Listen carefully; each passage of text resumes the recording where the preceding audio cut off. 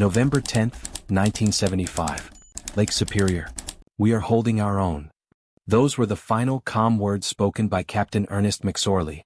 Seconds later, a 729-foot steel Titan, the absolute pride of the American side, simply vanished from radar. No distress call. No flares in the dark. Just an eerie, eternal silence. To understand how a ship the size of a skyscraper could disappear on a lake, you have to understand the body of water itself. The Great Lakes are not lakes in the traditional sense. They are vast inland oceans. Superior is the deepest, the coldest, and the most unforgiving of them all.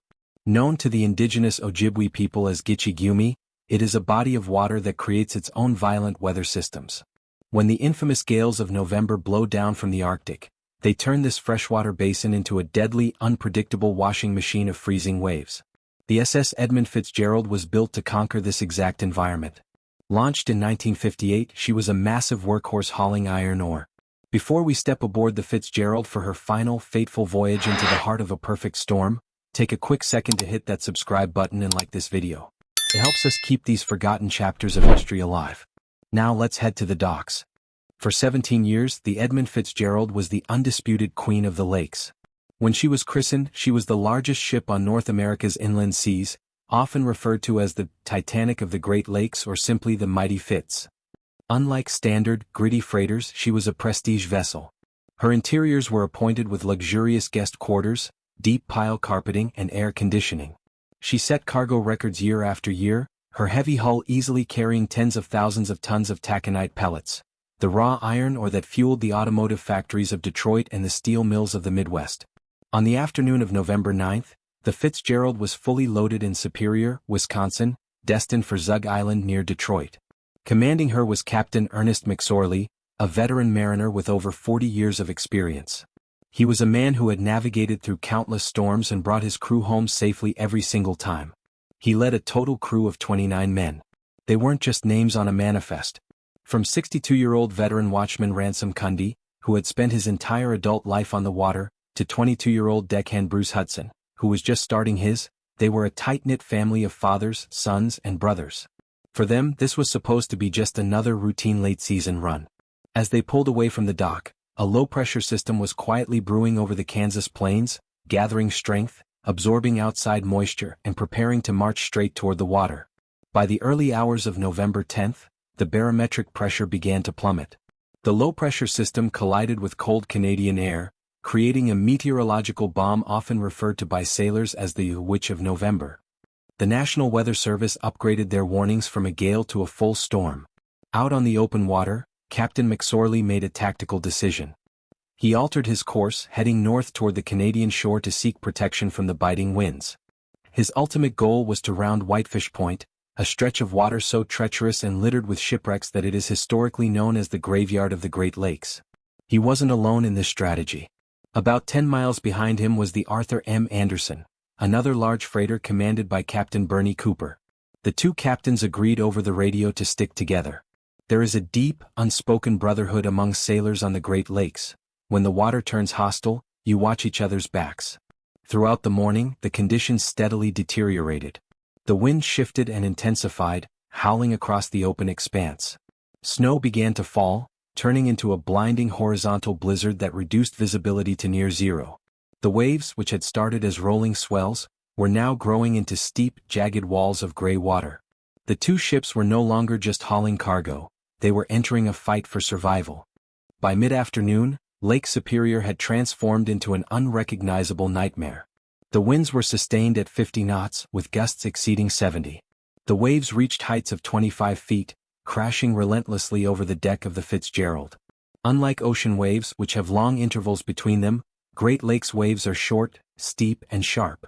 They do not give a ship time to recover. They batter the hull in rapid, punishing succession. At 3:30 p.m., Captain McSorley radioed Captain Cooper on the Anderson with grim news. "I am taking on water," McSorley reported. The Fitzgerald had lost 2 vent covers, and her deck fence was severely damaged. Most concerning of all, the ship had developed a list. She was leaning to one side. The heavy iron ore in her cargo hold was getting wet, pulling her deeper into the lake. McSorley ordered the bilge pumps to run continuously, but the storm was relentless. Furthermore, the freezing temperatures created a new, deadly hazard.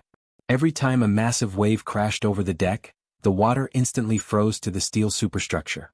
Thousands of pounds of thick, heavy ice began accumulating on the rails and the pilot house, making the already listing ship dangerously top-heavy and sluggish. To make matters worse, the blinding snow and driving sleet knocked out the Fitzgerald's radar antennas. The largest ship on the lake was now completely blind in a wide-out hurricane. McSorley asked the Anderson to act as his eyes, trusting another captain to guide him through the dark. Imagine the reality inside the belly of the Edmund Fitzgerald as evening fell. 29 men trapped in a steel tube, plunging into deep valleys of water and shuddering as thousands of tons of lake crashed onto the deck above their heads. The noise would have been deafening, the shrieking wind, the groaning of the steel twisting under immense stress, and the relentless pounding of the sea. Walking down a hallway would have required clinging to the walls as the deck pitched steeply beneath their feet. Yet, there was no panic in Captain McSorley's voice when he spoke over the radio. He remained completely professional, focused on keeping his wounded ship moving. By 6 p.m., the storm reached its absolute peak. Wind gusts were recorded at a staggering 86 miles per hour. Aboard the Anderson, Captain Cooper noted a terrifying phenomenon. His own ship was suddenly struck by two massive back-to-back waves that buried his aft cabins entirely underwater.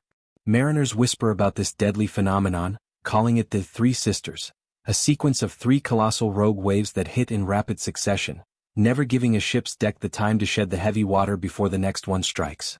These mountainous waves were heading straight for the Fitzgerald, a ship that was already damaged, coated in thick ice, and riding incredibly low in the water.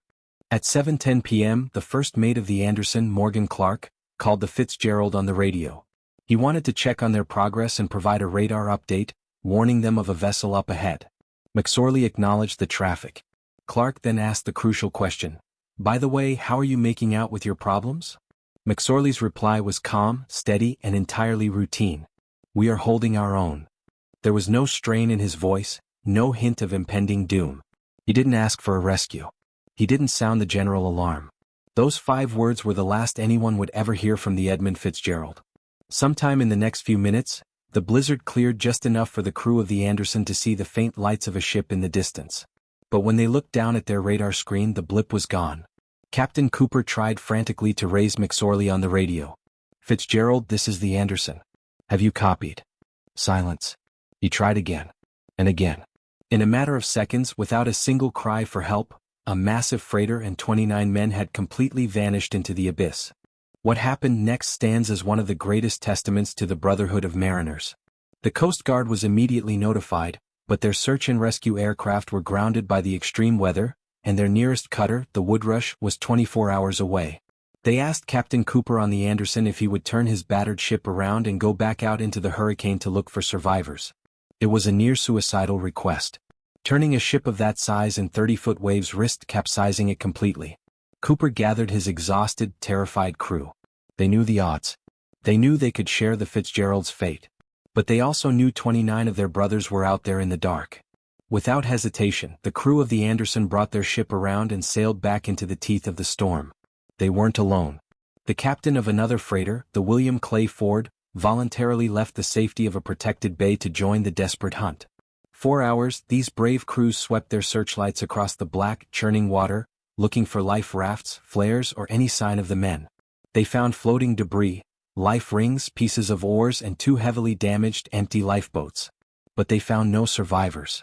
Superior never gives up her dead.